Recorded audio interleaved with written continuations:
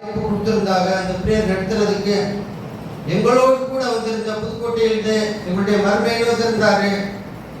ஆமென், அல்லேலூயா. நீங்கள் வரலாம் அப்படின்னு கேட்டேன். அதுக்கு அவர் சொன்ன வார்த்தை, நம்ம எதுக்கு வந்தோம்? தூங்குற காலம் தான், பிரேயர் தானே வந்தான், ஆண்டவர் தேடுறதுக்கு தானே வந்தான்.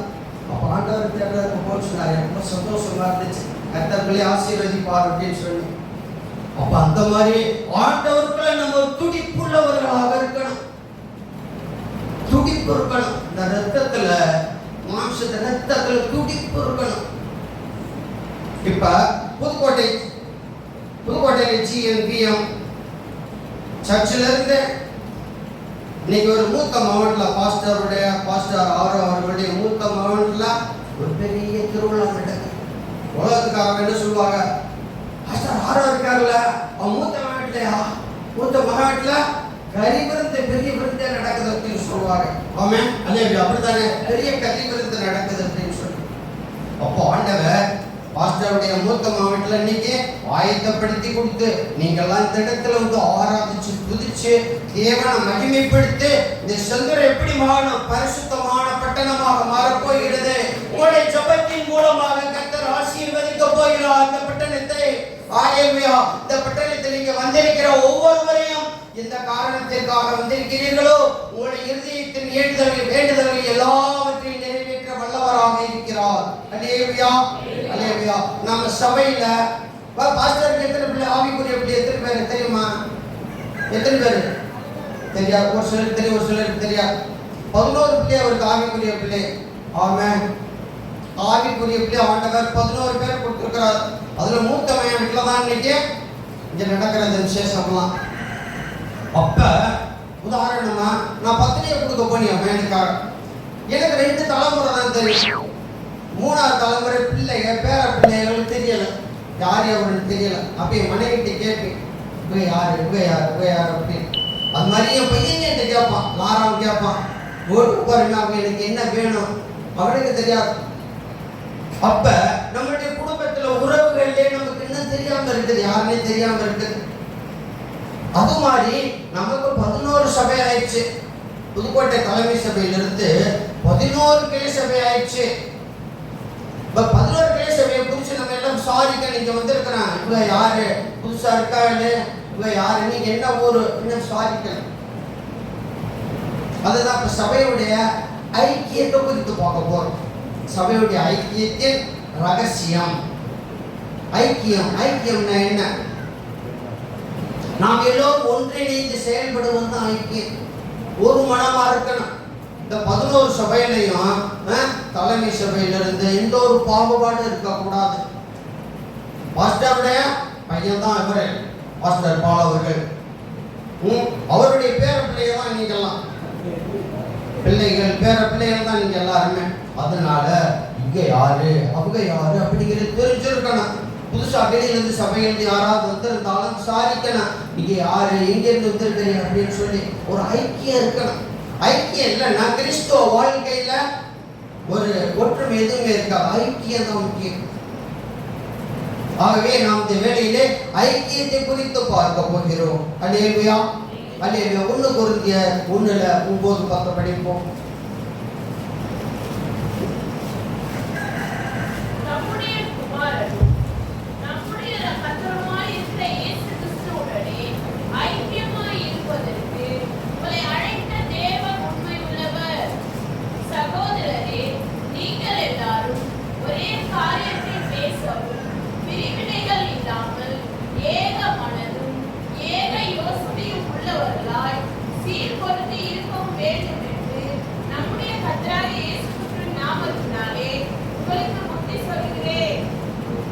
அல்லேலூயா.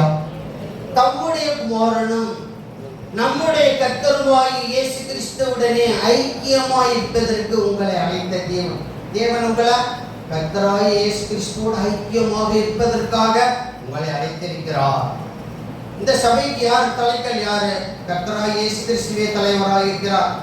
ஆமென். இந்த சபைக்கு கர்த்தராகிய இயேசு கிறிஸ்து தலைவர், தலைக்கல். அப்படின்னு உயர்ந்தவராக இருக்கிறார். அந்த உயர்ந்த தேவனுடைய ஊழியத்தை பாஸ்டர் பவுல் அவர்கள் செய்து கொண்டிருக்கிறார்கள். இந்த சபையிலே அவர்கள் சொல்வதற்கு நீங்கள் எல்லாவற்றிலும் கீழ்ப்படிந்தவர்களாக இருக்க வேண்டும், ஐக்கியம் உள்ளவர்களாக இருக்க வேண்டும். சபையில் ஒவ்வொருவரும் எல்லோரும் ஐக்கியமா இருக்கணும், ஒரு மனமா இருக்கணும், எந்த ஒரு பாகுபாடு பிரச்சனைகள் இருக்கக்கூடாது. அதுபோல பாஸ்டர் மீது சரி, ஆவிக்குரிய தகப்பன் மீது, உங்களை வளர்த்த தகப்பன், அவர் மீது நீங்க ஐக்கியமாக இருக்கணும். எந்த காரியம் செய்தாலும் சரி அவரை கேட்டுத்தான் செய்யணும். உலகத்துக்குரியவர்களை போய் கேட்கக்கூடாது, அவங்கள்ட்ட உலகத்துக்குரியவர்கள்ட்ட போய் ஐடி கேட்கக்கூடாது, அரசியல்வாதிகள்கிட்ட கேட்கக்கூடாது. உங்களுக்கு என்ன பிரச்சனையோ குடும்பத்தில் பிரச்சனை அவர்கிட்ட வரணும். அந்த மாதிரி பாஸ்டர் என்ன பிரச்சனையா இருக்குது, என்ன செய்யறது, இந்த காரியத்தை குறித்து ஒரு ஆலோசனைகள் கேட்க வேண்டும். இதுதான் ஐக்கியம். இந்த ஐக்கியம் இல்லை அப்படின்னு சொன்னா நம்ம ஆண்டவருடைய ஆசீர்வாதத்தை பெற முடியாது, விடுதலையும் பெற முடியாது. இப்ப நீங்க எல்லாரும் வெளியூர்களுக்கு வந்திருக்கிறீங்க, எதுக்கு? உங்களுக்கு பலவிதமான பிரச்சனைகள் இருக்குது. இந்த பிரச்சனையிலிருந்து என்ன பண்ணணும்? விடுதலை கிடைக்கணும். எனக்கு விடுதலை கிடைக்கணும். இந்த 3 நாள் ஆண்டவரே, இந்த 3 நாள் ஜெபத்துல எனக்கு விடுதலை கிடைக்கணும். நிச்சயமா கொடுப்பார். விசுவாசம் தான். நீங்க விசுவாசத்துல பலப்படணும். கர்த்தர் எனக்கு செய்வார், கர்த்தர் எனக்காக யாவையும் செய்து முடிப்பார் அப்படிங்கிற ஒரு விசுவாச நம்பிக்கை இருக்கணும். விசுவாசம் இல்லாம நம்ம எதையுமே பெற முடியாது. அல்லேலூயா. சகோதரரே, நீங்கள் எல்லாரும் ஒரே காரியத்தை பேசவும். சபைக்கு வந்தாச்சுன்னா உலக காரியம், வீட்டு காரியம் எல்லாம் பேசக்கூடாது. ஒரே காரியத்தை பேசணும், கர்த்தரை குறித்து தான் பேசணும். ஆமென். அல்லேலூயா. பிரிவினை இல்லாமல் ஏக மனதும் ஏக யோசனை உள்ளவர்களாக எந்த பிரிவினை இருக்கக்கூடாது. உங்களுக்குள்ள பிரிவினை இருந்தா நம்முடைய ஆவிக்குரிய சாவியை ஜீவியத்துல ஆசீர்வாதங்கள் பெற முடியாது. ஆசீர்வாதங்களை இழந்துருவோம். நீங்கள் பெற்றுக்கொண்ட ஆசீர்வாதத்தை காத்துக் கொள்ளணும். நீங்கள் பெற்றுக்கொண்ட அபிஷேகத்தை காத்துக் கொள்ள வேண்டும். பெற்றோர்களின் அபிஷேகமே பிள்ளைகளை பாதுகாக்கும். நீங்க எந்த அளவுக்கு அர்ப்பணிக்கிறீர்களோ, நீங்க எந்த அளவுக்கு ஆண்டவருக்காக நீங்க உங்களை ஒப்பு கொடுக்கிறீர்களோ அந்த அளவு உங்களுடைய பிள்ளைகள் ஆசீர்வாதமா இருக்கும். பிள்ளைகள் 15 வயசாயிரம் கீழ்படியா இங்க வாடா அண்ணா வராது, அப்பா அம்மா கேட்க முடியா பேசிக்கிட்டு இருக்கோம். யார் காரணம்? நம்ம தான் காரணம். அப்ப நம்ம எந்த அளவுக்கு நம்ம பிள்ளைகளை அர்ப்பணிக்கிறோமோ அந்த அளவுக்கு ஆண்டவர் நம்ம ஆசீர்வாதத்தை கொடுப்பார். அந்த பிள்ளைகளை ஞானமா வளர்க்கணும். நம்ம பெற்றோர்கள் ஆலயத்துக்கு வந்து அந்த பிள்ளைகளை ஆலயத்துக்கு கூட்டிட்டு வரணும். அதில் அங்கே விட்டுட்டு வந்தா அந்த கிரவுண்ட்ல விளையாண்டுக்கிட்டு, கிரிக்கெட் விளையாண்டுக்கிட்டு, டிவி பார்த்துக்கிட்டு, ஊருக்குள்ள பிள்ளைகளோட சேர்ந்து கெட்டு போயிடும். அப்போ கீழ்படியிலன்னா யார் பொறுப்பேற்றுக்கிறது? நம்ம தான். நம்ம ஆலயத்துக்கு வந்தோம்னா பிள்ளைகள் ஆலயத்துக்கு கூட்டு வர, இங்கே விளையாடட்டுமே, விளையாட்டு போகுது. நம்ம ஆலயத்துக்கு கூட்டிட்டு வந்தோம்னா பிள்ளைகளை ஆலயத்துக்கு கூட்டிட்டு வரணும். எந்த வேலைக்கு இருந்தாலும் எதுக்காக இருந்தாலும் சரி நம்ம வரும்போது பிள்ளைகளை கூட்டிட்டு வரணுங்க. அப்ப நம்ம ஊழியக்காரருக்கு நமக்கு ஒரு ஐக்கியம் இருக்கணும். தேவனோடு கர்த்தராகிய இயேசு கிறிஸ்து எப்படி இருந்தார்? ஐக்கியமாக இருந்தார். அதே போல இந்த சபையில நாம் எல்லோரும் எப்படி இருக்க வேண்டும்? ஐக்கியமாக இருக்க வேண்டும். ஆவிக்குரிய தகப்பனுக்கு நாம் ஒரு உதவியாக இருக்க வேண்டும். நீங்க எந்த அளவுக்கு கீழ்ப்படுகிறீர்களோ அந்த அளவுக்கு ஆசீர்வாதத்தை பெற்றீர்கள். உங்க கையில தான். நீங்க எந்த அளவுக்கு கீழ்ப்படுகிறீர்களோ அந்த அளவுக்கு உங்களுக்கு ஆசீர்வாதங்களை ஆண்டவர் கூட்டி கொடுக்க வல்லவராக இருக்கிறார். அல்லேலூயா, அல்லேலூயா. அது மட்டும் இல்ல, சபையில் கிறிஸ்துவை போல மன்னிக்கும் மனப்பான்மை இருக்க வேண்டும். உங்களுக்குள்ள ஒரு மனஸ்தாபம் இருக்கக்கூடாது. மன்னிக்கும் மனப்பான்மை. யாராவது கூட பேசிட்டாலும் சரி, விசுவாசிகளுக்குள்ள ஒரு வேலை செய்யும் போது ஒரு சின்ன சின்ன சண்டையெல்லாம் வரும். இதெல்லாம் உலகத்து சண்டை இல்ல, ஆவிக்குரிய சண்டை. ஆமென். ஆண்டவருக்கு நம்ம இங்க வந்திருக்கிறோம், தேவனுடைய ராஜ்யத்தை தேடுறதுக்காக வந்திருக்கிறோம். தேவனுடைய ராஜ்யத்தையும் அவருடைய நீதியை தேடுறதுக்காக தான் வந்திருக்கிறோம். இதுல சில சில பிரச்சனைகள் வரும். இதை நம்ம என்ன பண்ணணும்? மன்னிச்சு மறந்துடணும். ஆமென். அல்லேலூயா. மன்னிச்சு மறந்துடணும். பழி வாங்க கூடாது. உலகத்துக்குரியவங்க என்ன பழி வாங்குவாங்க? விட மாட்டாங்க. ஏதாவது ஒரு கேஸ் போட்டு நான் பழி வாங்கி அவன் முடி கட்டி அவன் சாறு வரைக்கும் விட மாட்டாங்க. நம்ம அப்படி இருக்கக்கூடாது. மன்னிக்கும் மனப்பான்மை. மன்னிச்சு மறந்துடணும். அதுதான் கூட ஐக்கியம், சபையில் உள்ள ஐக்கியம். இந்த ஐக்கியம் நம்முடைய தலைமை சபையில் எல்லா கிளை சபைகளும் எப்போதும் இருக்க வேண்டும். அல்லேலூயா, அல்லேலூயா. அடுத்தபடியாக 1 கொரிந்தியர் 10:16, 21 சீக்கிரம். நாம் ஆசீர்வதிக்கிற ஆசீர்வாதத்தின் பாத்திரம் கிறிஸ்துவுடைய இரத்தத்தின் ஐக்கியமாய் இருக்கிறது அல்லவா? நாம் பிடிக்கிற அப்பம் கிறிஸ்துவுடைய சரீரத்தின் ஐக்கியமாய் இருக்கிறது அல்லவா? ஆமென். ஹல்லேலூயா. ஹல்லேலூயா. நாம் பிறரை ஆசீர்வதிக்கிற ஆசீர்வாதத்தின் பாத்திரம் கிறிஸ்துவின் இரத்தத்தில் ஐக்கியமாக இருக்கிறது. ஆமென். இந்த ஐக்கியத்துல மொத்தம் 7 விதமான ஐக்கியம் இருக்குது. இது பிரசங்கம் முழுசா பண்ண 2 மணி நேரம். ஆனா நான் சுருக்கமா உங்களுக்கு சொல்லிடுறேன். கிறிஸ்துவோட ஐக்கியம் இருக்கணும். ஆவிக்குரிய ஜீவியத்துல கிறிஸ்துவோட ஐக்கியம் இருக்கணும். கிறிஸ்துவுடைய இரத்தத்தில் ஐக்கியம். ஆமென். கிறிஸ்துவோட இரத்தத்தில் ஐக்கியம். 3வது ஒளியின் ஐக்கியம். 4வது ஆவியின் ஐக்கியம். 5வது பாடுகளின் ஐக்கியம். 6வது மறைந்திருக்கும் ஐக்கியம். 7வது சபையின் ஐக்கியம். இந்த 7 ஐக்கியம் ஒவ்வொரு விசுவாசிகளிட்ட காணப்பட வேண்டும். இப்பொழுது நம்ம கிறிஸ்துவின் இரத்தத்தில் ஐக்கியத்தை பார்க்க போறோம். இப்ப நம்ம எல்லாரும் அநேகராக இருக்கிறோம். 150 பேர் அநேகராக இருக்கிறோம். ஆனா நினைவு கூறுதல் திருவிருந்து ஆராதனையில நம்ம எல்லாரும் எப்படி இருக்கிறோம்? ஒரே இயேசுவின் இரத்தத்துல ஒரு அப்பதான், ஒரு அப்பத்தை விட்டு எல்லாருக்கும் பங்கிட்டு கொடுக்கிறோம். ஆமென். அல்லேலூயா. ரசம் திராட்சை ரசம் ஒரு கப்பல வச்சிருப்பாங்க. அப்ப நம்ம அநேகரா இருக்கிறோம். அநேகரா இருக்கும்போது அது எல்லாரும் இயேசுவின் இரத்தத்தை, ஒரே இரத்தத்தை தான் புசிக்கிறோம். இதுதான் இயேசுவின் இரத்தத்தில் உள்ள ஐக்கியம். அந்த இயேசுவின் இரத்தத்தில் ஐக்கியம் நமக்கு இருந்துச்சுன்னா ஒரு துடிப்பு. 5 மணிக்கு ஆராதனை நடக்குதே போகணும், துடிப்பு, தூக்கம் வராது. 8 மணிக்கு ஆராதனை இருக்கே போகணும். ஞாயிற்றுக்கிழமை 9 மணிக்கு ஆராதனை இருக்கு, துடிப்பு இருக்கும். இந்த ரத்தத்துல ஐக்கியம் இருக்கணும். இயேசுவோடு இருக்கிற ஐக்கியம் நமக்கு இருந்துச்சுன்னா என்ன ஒரே துடிப்பா இருக்கும். அப்ப நம்ம அநேகராக இருக்கும் போது தேவனுடைய திருவிருந்த பந்தியில, இயேசுடைய திருவிருந்த பந்தியில நம்ம எல்லாரும் எப்படி இருக்கிறோம்? ஒரு மனமாக இருக்கிறோம். அல்லேலூயா சொல்லுங்க. அல்லேலூயா. ஒரு மனமாக இருக்கிறோம், ஐக்கியமாக இருக்கிறோம். இதுதான் இயேசு கிறிஸ்துவின் இரத்தத்தில் உள்ள ஒரு ஐக்கியம். அடுத்தபடியாக 2 கொரிந்தியர் 6:14, 15, 16. 2 கொரிந்தியர் 6:14, 15, 16. தேவன் கர்த்தரை எழுப்பினாரே, நம்மையும் நமது வல்லமையினாலே எழுப்புவார். உங்கள் சரீரமாகிய அவிசுவாசிகளுடன் பிணைக்கப்படாதிருப்பீர்களாக. நீதிக்கும் அநீதிக்கும் சம்மதம் ஏது? ஒளிக்கும் இருளுக்கும் ஐக்கியம் ஏது? கிறிஸ்துவுக்கும் பேலியாளுக்கும் அல்லேலூயா. அந்நிய நுகத்திலே அவிசுவாசிகளுடன் பிணைக்கப்படாதிருப்பீர்களாக. அந்நிய நுகம். நுகம்னா என்ன?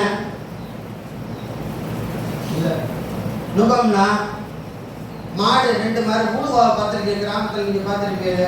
இங்கிட்ட ஒரு மாடு, இங்கிட்ட ஒரு மாடு. அந்த நவத்தடி அந்த களத்துல வச்சு ஏர் ஓட்டிட்டு போவாங்க. இன்னும் காளை மாடா இருக்கணும், 2 காளை மாடா இருக்கணும். ஒரு காளை மாடு, ஒரு பசு மாடு, இல்லாட்டி ஒரு எருமை மாடு, ஒரு பசு மாடு விட்டா எது பழமா இருக்குதோ அதுதான் முன்னாடி இழுக்கும். ஆமே. அப்ப 2 மாடு சமமா இருக்கு. பசு மாடை வச்சு ஓட்டுனா பசு மாட்டு பால் கொடுக்கறதெல்லாம் ஓட்ட மாட்டா, காளை மாடு தான் ஓட்டுவா. ஒன்று கண்டுக்குட்டியா இருந்துச்சுனாக்க ஒன்று பெருமாடா இருந்து பெருமாடு வேகமா இருக்கு, இது பின்னாடி போயிடும். சரி, அவரால் உழுக முடியாது. அதே மாதிரி அந்நிய நுகத்திலே பிணைக்கப்படாதிருப்பீர்களாக. உலகத்துக்காரவங்களுக்கு ஒரு வித்தியாசம் இருக்கு. நீங்கள் தேவனுடைய பார்வையில் சேஷித்தவர்கள். கவனமா கேளுங்க. தேவனுடைய பார்வையில் பரிசுத்தமானவர்கள். தேவன் உங்களை இந்த உலகத்தை விட்டு தேவனுக்கென்று பிரித்தெடுக்கப்பட்டவர்கள். நீங்கள் தேவனுடைய பார்வையில் சேஷித்த மகனாக, சேஷித்த மகளாக இருக்கிறீர்கள். நீங்கள் எதை குறித்து கவலைப்படாதீங்க. எல்லாவற்றையும் கர்த்தரே சார்ந்து வாழுங்கள். அந்நிய நுகத்திலே பிடிக்கப்படாதிருப்பீர்களாக. உங்களுக்கு உலகத்துக்கு வித்தியாசம் இருக்கணும். நீங்க எப்படி சாட்சியா வாழ்றீங்களோ உங்களை பார்த்து அவங்க மனம் திரும்பணும். ஒரு ஊர்ல ஒருத்தோட மனம் திரும்பலன்னா ஒரு விசுவாசி இருந்தாலும் அந்த ஒரு விசுவாசி சாட்சியாக இருந்தா அந்த சாட்சியை பார்த்து அநேக ஆத்ம மக்கள் வரும். ஆமென், அல்லேலூயா. இப்ப அந்த செந்துறையில் இருக்கிற நீங்க எல்லாரும் சரி, நீங்க சாட்சிகளா இருக்கணும். உலகத்துக்குரிய ஜனங்களுக்கு சாட்சிகளா இருக்கும்போது சொல்லுவா உங்களை பார்த்து, ஆராதனை போறாப்பா, இயேசு சாமியை கும்பிடுறாங்க, நல்ல உண்மையா இருக்கிறாங்க எல்லாத்துலயும் அப்படின்னு சொல்லி உங்களை பார்த்து உங்கள்கிட்ட வந்து ஆலோசனை கேட்பாங்க. நீங்க ஆலோசனை சொல்லும் போது அவங்களுக்கு சுவிசேஷம் அறிவிச்சு அப்படியே நீங்க சபைக்கு கொண்டு வரலாம். நல்ல அநேக வாய்ப்புகள் இருக்கு. அப்ப வந்து நம்ம முதல்ல முன்மாதிரியா இருக்கணும், சாட்சியா இருக்கணும், கனி கொடுக்கணும். கனி கொடுக்கிறது தான் கடைசி வாழ்க்கை. ஒரு மரத்துக்கு கடைசி வாழ்க்கை எது? கனி கொடுக்கிறது தான். கனி கொடுத்தது பிற்பாடு அப்புறம் என்ன ஆயிரும்? ஒரு குறிப்பிட்ட காலம் தான் கொடுக்கும். அது மாதிரி ஆண்டவருக்காக நீங்க எப்படி விசுவாசியாவே இருந்தா பத்தாது, ஆண்டவருக்காக கனி கொடுக்கணும், ஊழியம் செய்யணும். கர்த்தராகிய இயேசு கிறிஸ்து இன்னும் பிதாவுடைய வலது வாரிசத்தில் உட்கார்ந்து பரிந்து பேசிக் கொண்டிருக்கிறார். என் பிள்ளையை இன்னும் கொஞ்ச நாளைக்கெல்லாம் மனம் திரும்பிடுவாங்க, மனம் திரும்பிடுவான்னு சொல்லி என்ன நமக்காக பரிந்து பேசிக் கொண்டிருக்கிறார். நாம் சிந்தித்து பார்க்க வேண்டும். விசுவாசிகளாக இருக்கிறோமே, நாம் பெற்றுக்கொண்ட ரட்சிப்பை மற்றவர்களுக்கு பகிர்ந்து கொள்கிறோமா? மற்றவர்களுக்கு சுவிசேஷம் அறிவிக்கிறோமா? கனி கொடுக்கிறோமா என்று நாம் சிந்தித்து பார்க்க வேண்டும். ஆவிக்குரிய ஜீவியத்தில் நம்ம மட்டும் வந்தா பத்தாது, நாம் பெற்றுக்கொண்ட ரட்சிப்பை பிறருக்கு எடுத்து சொல்ல வேண்டும். அல்லேலூயா. சாட்சிகளாக வாழ வேண்டும். அல்லேலூயா, அல்லேலூயா. கிறிஸ்துவுக்கும் பேலியாளுக்கும் இசை ஏது? அவிசுவாசியுடன் விசுவாசி பங்கு. அவிசுவாசிகளோட நமக்கு பங்கு இருக்கக்கூடாது. அப்ப அவருக்கு நமக்கு வித்தியாசம் இருக்கணும். சங்கீதம் ஒண்ணா படிச்சேன்னாக்க படிக்கல ஒண்ணு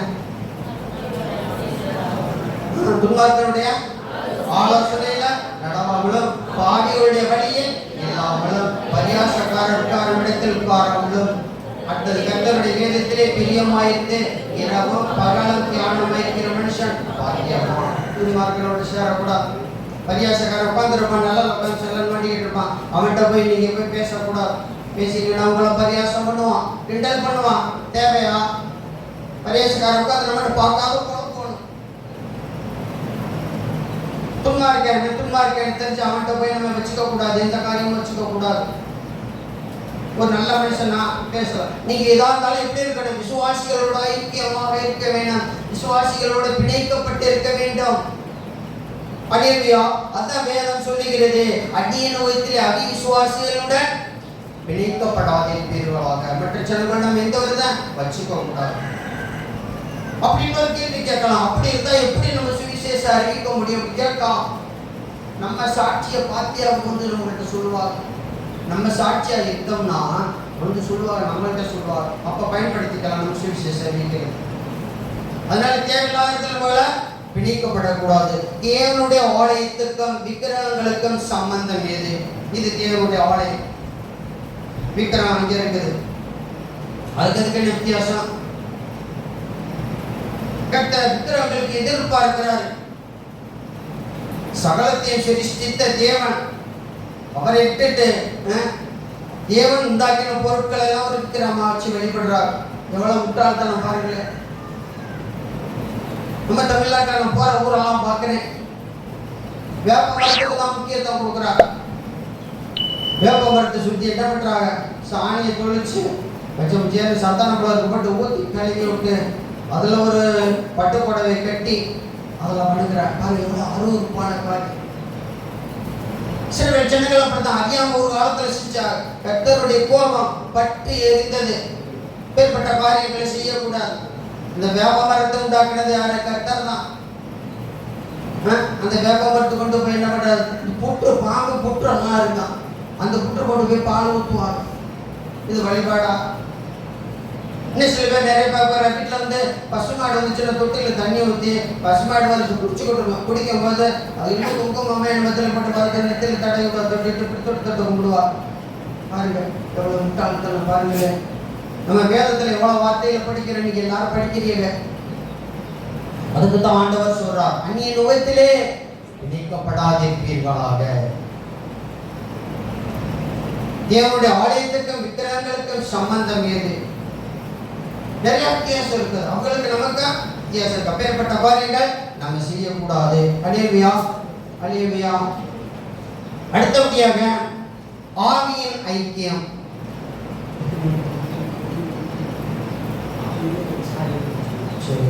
ஆவியின் ஐக்கியம் பிலிப்பியர் 2:1-3.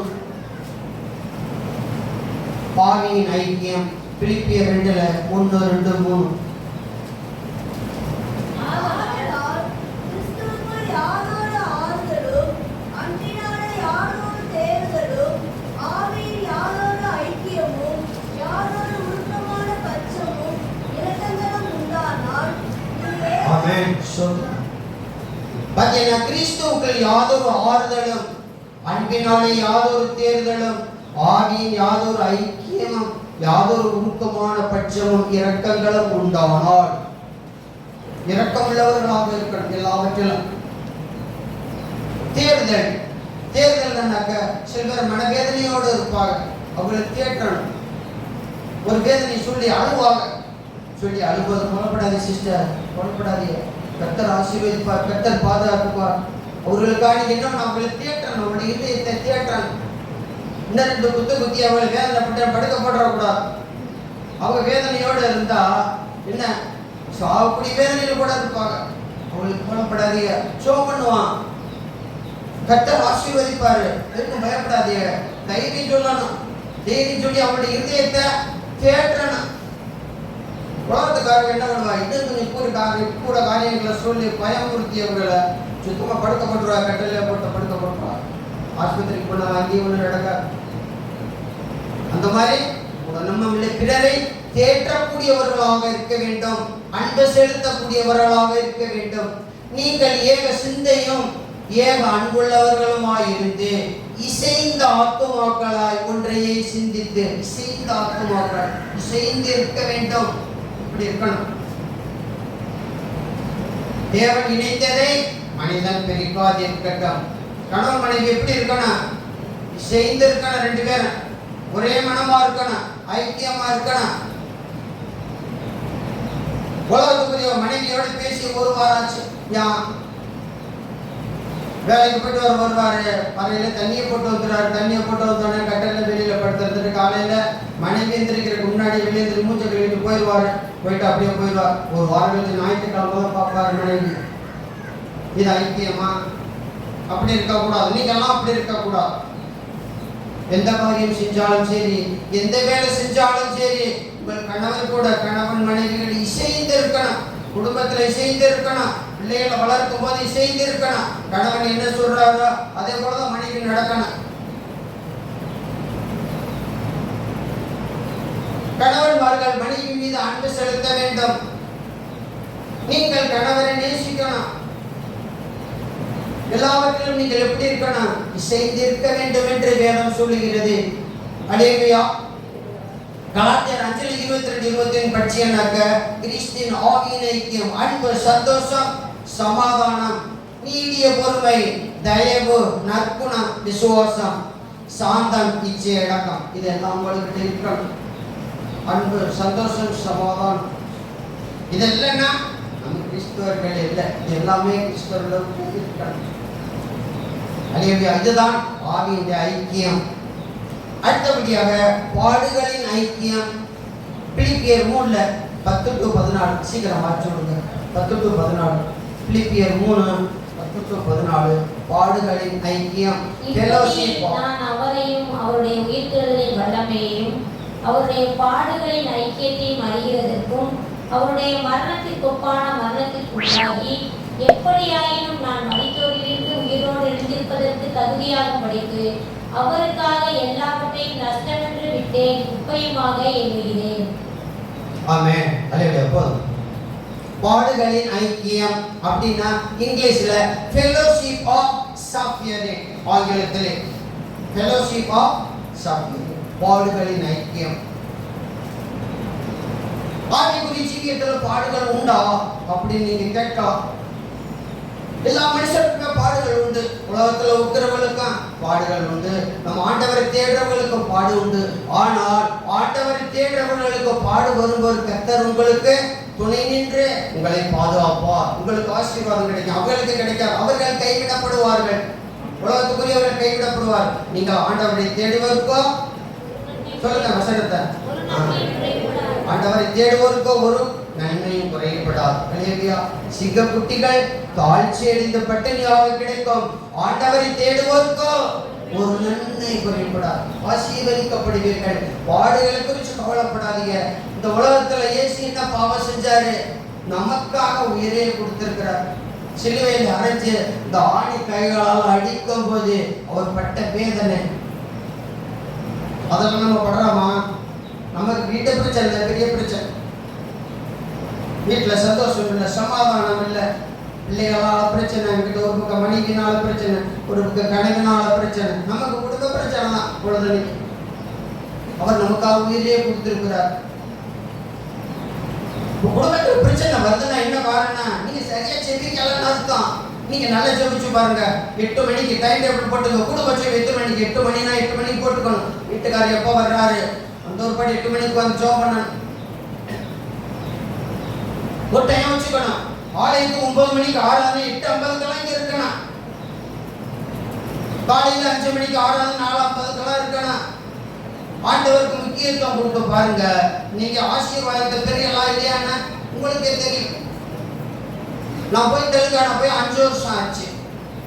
5 வருஷம் போயில ஒரு வரலாம். திடீர்னு நான் டிக்கெட் போட்டு வர்றது, இந்த டக்கல்ல டிக்கெட் போடுறது. இந்த டக்கல்ல போற டிக்கெட் 100 ரூபாய் கூட வரும், 600 ரூபாய் 700 ரூபாய் வரும். ஆண்டவர் என்னைய 3 முறை ஏசியில உட்கார வச்சு கொண்டு வந்தார். எனக்கு ஒரு பெரிய ஆச்சரியம். முதல் நாளாக இங்கே வந்துட்டு நான் போகும்போது என் மனைவி இல்லை, என் தம்பி உடம்பு சரியில்லாமல் இருந்தான். வந்துட்டு நான் இங்கேருந்து போனானே சனிக்கிழமை காலையில், சனிக்கிழமை 3 மணிக்கு போன ஒரு பாட்டில் போய் உட்காந்துட்டு டிக்கெட் 1000 டிக்கெட் போட்டு கொடுத்தாங்க. போய் உட்காந்துட்டேன். செக்கர் வந்தார். வந்துட்டு உங்களுக்கு ஏசியில் போட்டிருக்கிறது போய் பாருங்க அப்படின்னு. அப்புறம் நானும் என் மனைவியில் போகும்போது உட்காரப்போது தான் உங்களுக்கு ஏசியில் போட்டிருக்கிறது போய் உட்காருங்க அப்படின்னு. ஏசியில் போன அப்படியே குழு இந்த வெயிலில் இருந்துட்டு வெளியில் குழு நான் போய் கட்டில படுத்துட்டு அந்த மேல சீட்ல படுத்துட்டு எனக்கு அழுகையா வருது. ஆண்டவர் இந்த அளவுக்கு நம்ம கடன் பண்றாரா? இப்படி ஒரு விஷயத்துல நம்மளுடைய ஊழியக்காரன் கர்த்தருடைய தாசன், நாங்கள் எல்லாரும் யாரு கர்த்தருடைய தாசன், கர்த்தருடைய தாசன் இந்த அளவுக்கு ஆண்டவர் கடன் பண்றாரா அப்படின்னு சொல்லிட்டு என்ன அறியாம ஒரு ஆனந்த கண்ணீர். இந்த வெயில் நேரத்துல இப்படி ஒரு போலீஸ் ஆளுநர் கிட்டையில கொண்டு போய் இந்த டிக்கெட்டுக்கு கொடுத்துருக்கிறா அப்படின்னு ஒரு ஆச்சரியம். இந்த மாதிரி 3 முறை ஆண்டவர் என்னை பயன்படுத்தி இருக்கார். நான் மனைவிட்டு பேசுவேன், பாரு ஆண்டவருக்கு ஒன்றாவது காரியங்களும் நம்ம எந்த அளவுக்கு விதைக்கிறோமோ, எந்த அளவுக்கு நம்ம அர்ப்பணிக்கிறோமோ அந்த அளவுக்கு நம்ம அறுவடை செய்யணும். எனக்கு முன்னாடி எல்லாம் தெரியல. ஊழியத்துக்கு வந்து ஒரு நாள் ஜெபிக்கும் போது துதிக்கும் போது பொழுதன்னைக்கு அந்த வேதத்தை குறிச்சு தியானிச்சுக்கிட்டு இருக்கேன். நான் ஒரு பைபிள் காலேஜெல்லாம் படிக்கல. நான் பைபிளை படிச்சு ஆண்டவர் ஒவ்வொரு நாளும் எனக்கு ஒரு கிருபை கொடுப்பார். அந்த அதிகாரத்தை 1க்கு 4 முறை 5 முறை படிப்பேன். படிச்சு அதில் எத்தனை தலைப்புகள் வருதோ அந்த தலைப்பு எடுப்பேன். எழுந்ததை ரஃப் நோட்ல குறிச்சு வச்சுக்குவேன். தலைப்பு எடுப்பேன். அந்த தலைப்புல இருந்த வசனங்களை சேகரிப்பேன். சேகரிச்சு இதுக்கு என்ன கருத்து, இதுக்கு என்ன கருத்து நான் எழுதும்போது ஆகியானவர் எனக்கு நிறைய வெளிப்பாடுகளை கொடுப்பார். அப்படி எழுதிப்பேன். ஆண்டவர் இனி இப்படி தான் உருவாக்குறாரு. வேற நான் பெரிய பைபிள் காலேஜ் அதெல்லாம் நானும் படிக்கல. ஆண்டவர் படிச்சவங்களை காட்டியும் படிக்காதவங்களை தான் வல்லமையா எடுத்து பயன்படுத்துறாரு.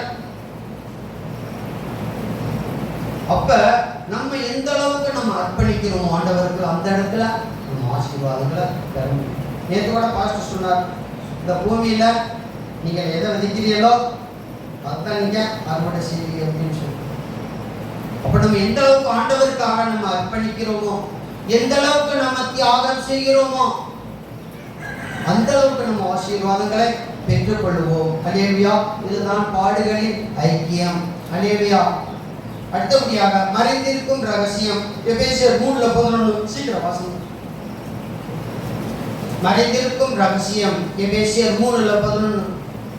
இயேசு கிறிஸ்துவை கொண்டு எல்லாவற்றையும் சிருஷ்டித்த தேவனுக்குள்ளே ஆதி காலங்கள் முதல் மறைந்திருக்கிற ரகசியத்தினுடைய ஐக்கியம் இன்னதென்று எல்லாருக்கும் வெளிப்படையாக காண்பிக்கிறதற்கும் இந்த கிருபை எனக்கு அளிக்கப்பட்டிருக்கிறது. ஆமென். அல்லேலூயா. மறைந்திருக்கும் ரகசியம் அப்படின்னா வேதத்தை குறிச்சு பார்த்தீங்கன்னா இன்னைக்கு தானியேல்ல நீங்க பார்க்கலாம். தானியேல்ல பார்த்தீங்கன்னா 2வது அதிகாரம் ஃபுல்லா படிச்சீங்கன்னாக்க நேபுகாத்நேச்சார் பாபிலோன் தேசத்துல நேபுகாத்நேச்சார் ஒரு பெரிய சொப்பனை காண்கிறார். அந்த சொப்பனை கண்டவன் என்ன பண்றாரு? கதி கலங்கி போயிடுறாரு. ஒண்ணு புரியாம. அதனால ஜோசியரு, குறி சொல்றவங்க, படிச்சவங்க எல்லாரையும் நல்லா படிச்ச அறிவாளியா இருக்கிறவங்க எல்லாரையும் வர சொல்லி சொல்றாரு, நான் ஒரு சொப்பனம் கண்டேன், அதனால கறி கலங்கி போய் பயந்து போய் இருக்கிறேன். அதனால நான் இப்ப சொப்பனத்தை சொல்லிட்டேன்னா நீங்க போய் புராட்ட ஏதாவது போய் சொல்லி கொடுவீங்க அப்படின்னு அவனுக்கு நல்ல அறிவு இருந்த அந்த ராஜாவுக்கு. அதனால நான் கண்ட சொப்பனத்தையும் நீங்க சொல்லணும், அதனுடைய அர்த்தத்தையும் சொல்லணும் அப்படின்னா ஜோசியக்காரன் என்ன சொன்னாங்க? ராஜாவே நீர் என்று வாழ்க, நீங்க கண்ட சொப்பனத்தை மட்டும் சொல்லுங்க, நாங்க அர்த்தத்தை சொல்லிடுறோம் அப்படின்னு. நீங்க பொய்ய புராட்டம் பண்ணி எனக்கு தெரியும்டா அப்படின்னு சொல்லிட்டு நான் கண்ட சொப்பனத்தை கண்டோம் சொல்லணும், அவருடைய அர்த்தத்தை சொல்லணும். ஒருத்தனால முடியல. ராஜா என்ன பண்றான்? எல்லாருடைய தலையும் கூட்டிக்க போது கொல்ல போறேன், ஒழுங்கா நீங்க சீக்கிரத்துல சொல்லுங்க. அப்ப இந்த துடிப்பு யாருக்கு இருந்தது? தானியேலுக்கு தான் இருந்தது. தானியேல் என்ன பண்ணாரு? வெளியே போனாரு, சபாரைக்கு போனாரு. தினமும் 3 வேளை அவர் செபிக்கக்கூடிய அவருக்கு வேலை. அவர் ராஜாவுடைய அரண்மனையில இருந்தாலும் ராஜாவுடைய பாரு எவ்வளவு பெரிய அதிகாரியா இருந்திருப்பாரு.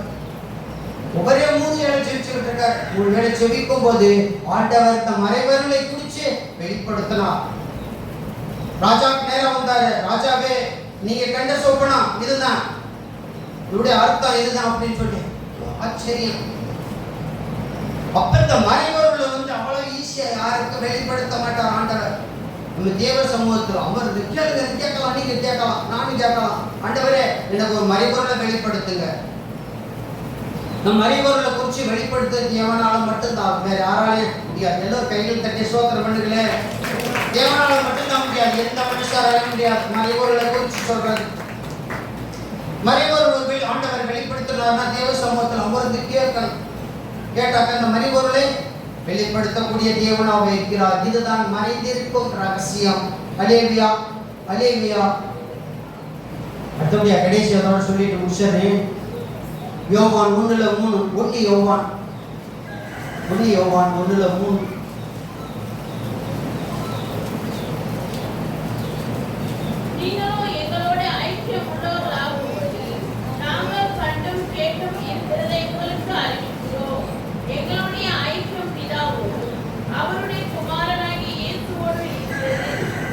ஆமென். அல்லேலூயா. அப்போஸ்தலனாகிய யோவான் சொல்கிறார், எங்களுடைய ஐக்கியம் உள்ளவர்களாகும்படிக்கு நாங்கள் கண்டும் கேட்டும் இருக்கிறதை உங்களுக்கு அறிவிக்கிறோம். அவர்களை நேரில் பார்த்தாங்க, இயேசு கிறிஸ்துவை நேரில் பார்த்து அவருக்கு சீசர்களாக இருந்து அவர்கள் பட்ட இயேசுப்பட்ட அவமானங்கள், பிரச்சனை எல்லாவற்றையும் நாங்கள் கண்டு கேட்டு இருக்கிறோம், அதைத்தான் நான் உங்களுக்கு அறிவிக்கிறோம் அப்படின்னு சொல்லி சொல்றார். அப்ப எங்களுடைய ஐக்கியம் பிதாவோடும் அவருடைய குமாரனாகிய இயேசு கிறிஸ்துவோடு இருப்பது போல நீங்களும் எங்களோட ஐக்கியமாக இருங்கள் என்று சொல்கிறது வேதம். அப்படின்னா நீங்கள் எல்லோரும் விசுவாசிகள் என்ன ஊழியக்காரரோடு ஐக்கியமாக இருக்க வேண்டும். தேவ ஊழியக்காரரோட ஐக்கியம் இல்லை அப்படின்னு சொன்னா நம்ம எந்த ஆசீர்வாதங்களை பெற முடியாது. அவங்க ஆராதனை எடுத்துட்டு போறது, நீங்க வந்துட்டு ஆலயத்துக்கு அப்படியே போயிடுறது. ஆலயத்துக்கு வந்தீங்கன்னா ஆராதனை முடிச்சு காத்திருந்து ஊழிய பாருட்டு பாஸ்டர் சோம் பண்ணிக்கிட்டு போன குடும்பமா. சில பேர் பார்த்துருப்பாங்க, 1ஆம் தேதி பார்த்துருப்பாங்க, 1ஆம் தேதி பார்த்துட்டு திரும்ப அடுத்த மாசம் 1ஆம் தேதி தான் பார்ப்பா ஊழியக்காரர் காணிக்க எல்லாம் கொடுப்பாங்க, எல்லாம் பண்ணுவாங்கன்னா ஒரு ஐக்கியம் இருக்காது. அப்படி இருக்க கூடாது. நீங்கள் ஒவ்வொரு வாரம் சரி இடையில பார்க்கும்போது பேசும்போது பேசிக்க ஐக்கியமா இருக்கணும். இங்க மட்டும் இல்ல, எல்லா சபைகளுமே அப்படித்தான். நம்முடைய சபை GNBM பொறுத்தவரை சரி எல்லா சபையிலுமே ஐக்கியமா இருக்கணும், ஊழியக்காரர்களோட ஐக்கியமாக இருக்கணும். அப்பதான் நம்ம தேவனுடைய ராஜ்யத்தை நிலைநாட்ட முடியும். இல்லைன்னா ஒண்ணுமே செய்ய முடியாது. நம்முடைய குடியிருப்பு எங்க? பரலோகம் தான். நம்ம எல்லாரும் பரலோகம் சேரணும். பரலோகம் போய் ஒவ்வொருத்தரும் நம்ம முகமுகமா பார்க்கணும். அப்ப நீங்க எல்லாரும் இந்த ரட்சிப்படைஞ்ச முடியல. ரட்சிப்படைஞ்சு முடிஞ்சவங்களை கை தூக்க, நான் ரட்சிப்புகளை வந்துட்டு முடிஞ்சிச்சு அப்படின்னு முடியல. முடிவு பரியந்தம் நிலை நிற்பவனே ரட்சிக்கப்படுவான். உன்ன மரணத்தினுடைய முடிவு வரை நினைச்சிருக்கணும். ரட்சிப்புல சபையில நினைச்சிருக்கணும். இல்ல இயேசுடைய இரண்டாவது வந்துட்டாங்க என்ன பண்ணுவாரு? அப்படியே நம்மளை அப்படியே கொண்டு போயிடுவாரு. அப்படியே எலியாவை கூட்டு பண்ணாங்களா? அது மாதிரி கொண்டு போயிடுவாரு. அப்ப அது வரைக்கும் நம்ம என்ன பண்ணணும்? சபையில நிலைச்சு இருக்கணும். சபையில ஐக்கியமாக இருக்கணும்.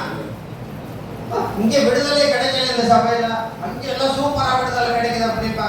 அங்க போவாங்க, அங்க ஒருத்தோட மதிக்க போட மாட்டாங்க, பேச மாட்டாங்க.